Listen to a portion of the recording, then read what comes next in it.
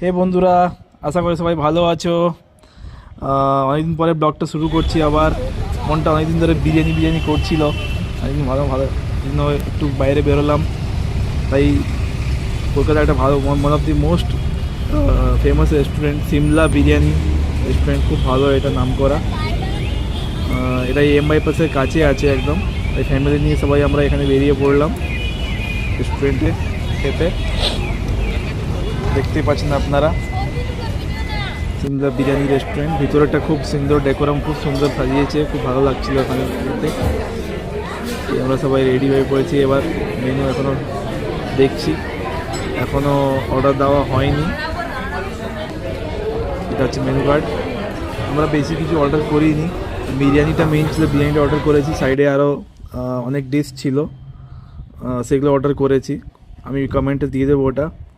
C you in my next blog. সবাই ভালো থাকবেন।